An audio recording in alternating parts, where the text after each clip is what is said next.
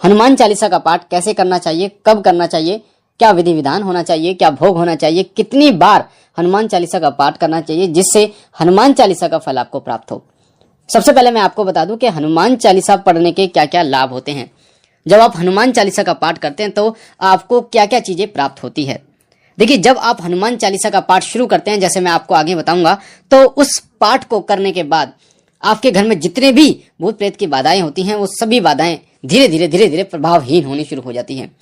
प्रभावहीन का मतलब होता है कि उनमें जो शक्ति थी, जिस शक्ति से वो अपना प्रभाव दिखा रहे थे, नकारात्मक प्रभाव वो आपके ऊपर, आपके घर के ऊपर दिखा रहे थे, वो प्रभाव धीरे धीरे वो शून्य होना शुरू हो जाता है। और एक ऐसा समय भी आता है जब वो नकारात्मक शक्ति पूर्ण रूप से शक्तिहीन हो जाती है, यानी कि वो आपका किसी भी प्रकार से नुकसान नहीं कर पाती और फिर वो नष्ट हो जाती है। तो ये पहला फायदा होता है हनुमान चालीसा का निरंतर पाठ करने से, जो कि मैं आपको आगे बताऊंगा किस तरीके से। दूसरा फायदा ये होता है हनुमान चालीसा का पाठ उस समय बहुत बड़ा वरदान साबित होता है जब आपके तमाम रास्ते बंद हो जाते हैं, जब आपको कुछ दिखाई नहीं देता, जब आपके सारे रास्ते बंद हो जाते हैं, जब आप निराश हो जाते हैं, जब आपको ऐसा लगता है कि अब तो कुछ करने के लिए बचा ही नहीं है, काम धंधे बंद हो गए हैं, या लड़ाई झगड़ा इतना बढ़ चुका है, या घर में इतना कलह होने लगा, या बीमारियां घर से नहीं जा रही हैं, तो उस समय एक नया रास्ता वो खोलते हैं हनुमान चालीसा। यानी हनुमान चालीसा का पाठ जो है वो एक नई आशा की किरण आपके जीवन में लेके आता है। साथ ही हनुमान चालीसा पाठ करने से आपके पितृ भी प्रसन्न होते हैं। ये चीजें आप ध्यान दीजिए। अगर पितृ दोष आपके घर में है और हनुमान चालीसा का पाठ आप कर रहे हैं, जो विधि मैं आपको बताऊंगा, तो आपके पितृ भी आपसे प्रसन्न होते हैं, आपके घर में सुख शांति होती है। साथ साथ में उनका पितृ दोष जो है वो धीरे धीरे वो भी समाप्त होना शुरू हो जाता है। अगला फायदा होता है हनुमान चालीसा के, हनुमान चालीसा जब आप पाठ करना शुरू कर देते हैं तो हनुमान जी महाराज आपको स्वप्न के माध्यम से दर्शन देना शुरू कर देते हैं। कई बार आपको ऐसा लगेगा सिंदूरी मूर्ति आपको दिख रही है, कई बार आपको ऐसा स्वप्न के माध्यम से दिखेगा जैसे आप मूर्ति पर चोला चढ़ा रहे हैं, कई बार आपको ऐसा लगेगा कि आप भंडारा कर रहे हैं, कई बार आप हनुमान चालीसा पाठ कर रहे हैं, हनुमान जी की मूर्ति के सामने आपको ऐसा स्वप्न के माध्यम से दिखेगा। अगला क्या फायदा होता है हनुमान चालीसा पढ़ने से? हनुमान चालीसा जब आप निरंतर पाठ करते हैं तो अध्यात्म मार्ग की तरफ आपका रुझान जो है वो बढ़ जाता है। हनुमान जी की असीम कृपा, साथ ही भगवान श्री राम की असीम कृपा के कारण अध्यात्म मार्ग में आप धीरे धीरे आप चलते चले जाते हैं और आपको एक सीढ़ी बनती चली जाती है जिससे आप एक सही रास्ते पर पहुंच पाते हैं।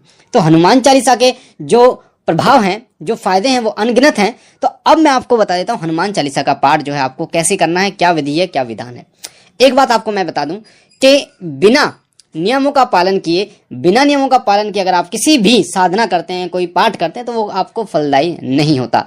जैसे उदाहरण के रूप में जब आप किसी देवता की स्थापना करते हैं, जब आप किसी की चालीसा का पाठ करते हैं, जब आप किसी की चालीसा, सुंदरकांड या फिर मंत्र का जाप करते हैं, तो उसका मतलब होता है उस देवता का आप आवाहन कर रहे हैं। आवाहन मतलब उस देवता को आप एक तरीके से न्योता दे रहे हैं, बुलावा दे रहे हैं। तो वो देवता जो है जब आपके घर में प्रवेश करने के लिए आता है तो आप वो चीजें देखता है कि आपके नियम जो है वो होने चाहिए। यानी कि जैसे हनुमान जी महाराज जब आपके घर में आएंगे तो नकारात्मक शक्तियों को हटा देंगे, पर आपके घर में तामसिक चीजों का प्रयोग उस समय होना ही नहीं चाहिए।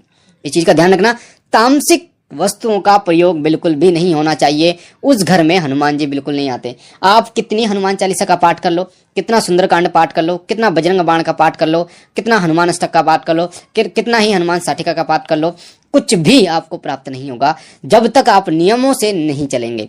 तो पहला नियम होता है तामसिक चीजों का पूर्ण रूप से आपको परहेज करना होगा, तब जाके, क्योंकि हनुमान जी की सेवा आप कर रहे हैं तो उन्हीं के कदमों पर चलकर आपको उनकी सेवा प्राप्त होगी और श्री राम की कृपा भी आपको प्राप्त होगी। दूसरा नियम होता है जब भी आप हनुमान चालीसा का पाठ करेंगे तो मंगलवार को तो कम से कम पूर्ण ब्रह्मचर्य आपको धारण करना है। आप वैसे आप और दिन आप मत कीजिए, पर मंगलवार के दिन और शनिवार हो सके तो और अच्छी बात है, आप ब्रह्मचर्य का पालन कीजिए, शारीरिक और मानसिक। अन्य दिनों में आपको मानसिक रूप से पूर्ण ब्रह्मचर्य का पालन करना है। किसी के भी प्रति आपको गंदे विचार, गलत विचार अपने दिमाग में नहीं लाने। अब बात करते हैं कि हनुमान चालीसा का पाठ आपको कैसे करना। देखिए, हनुमान चालीसा का पाठ आप शुरू कर सकते हैं शुक्ल पक्ष के मंगलवार को, या किसी भी मंगलवार को आप हनुमान चालीसा का पाठ शुरू कर सकते हैं।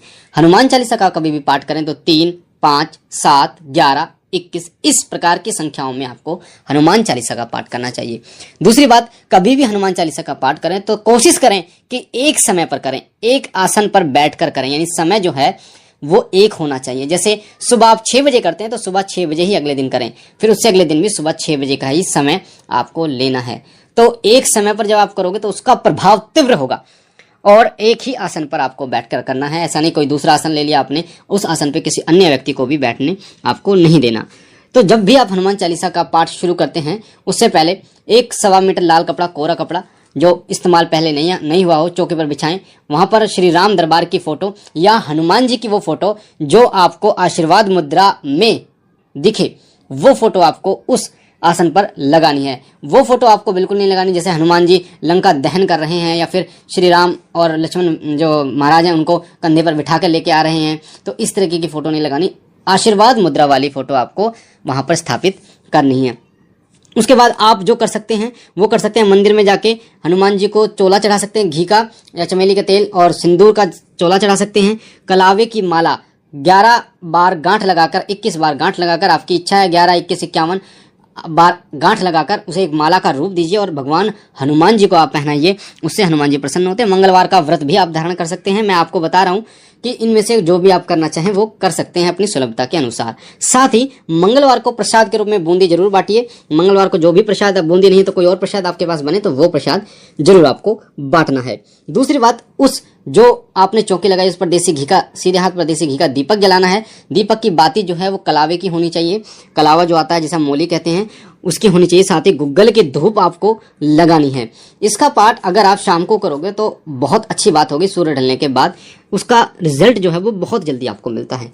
उससे पहले मैं आपको बता दूं, एक माला आपको श्री राम जय राम जय जय राम, श्री राम जय राम जय जय राम, श्री राम जय राम जय जय राम, श्री राम जय राम जय जय राम, श्री राम जय राम जय जय राम, इसकी एक माला आपको करनी है। या फिर इसके आप नहीं करते तो ओम राम रामाय नमः, ओम राम रामाय नमः, ओम राम रामाय नमः, ओम राम रामाय नमः। भगवान श्री राम से आपको प्रार्थना करने के, हे प्रभु श्री राम महाराज जी महाराज, हे भगवान श्री राम, जैसे तुलसीदास जी पर आप प्रसन्न हुए, आप जैसे तुलसीदास जी ने आपकी भक्ति की और हनुमान जी प्रसन्न हुए, उसी प्रकार मेरी भक्ति से आप प्रसन्न हो और हनुमान जी महाराज प्रसन्न हो और मेरे इस कार्य को पूर्ण करें। जो भी बाधा है आपके घर में, दिक्कतें हैं, उनको आप बोलिए। इस प्रकार आपको एक माला करने के बाद फिर आपको 3, 5, 7 इस तरीके से हनुमान चालीसा का पाठ करना है। 1 लोटा जल अपने सामने रख लीजिए। जल रखने के बाद आपको उस जल के छींटे जो है पूरे घर में लगाने हैं ताकि जो भी नकारात्मक शक्ति हो वो आपके घर से निकल जाए, घर में सकारात्मक शक्तियों का वास हो। तो इस प्रकार से हनुमान जी महाराज वहां पर विराजमान होंगे और तमाम आपके संकटों को दूर करेंगे। तो इस प्रकार कीजिए हनुमान जी की हनुमान चालीसा का पाठ, जिससे हनुमान जी होंगे तुरंत प्रसन्न। तो मुझे आशा है सब्सक्राइब का उसे दबा दीजिए ताकि बेल आइकन, जो भी हम जानकारी डालें वो सबसे पहले आपको प्राप्त हो। बेल आइकन को दबा दीजिए, घंटे के निशान को। हमारे साथ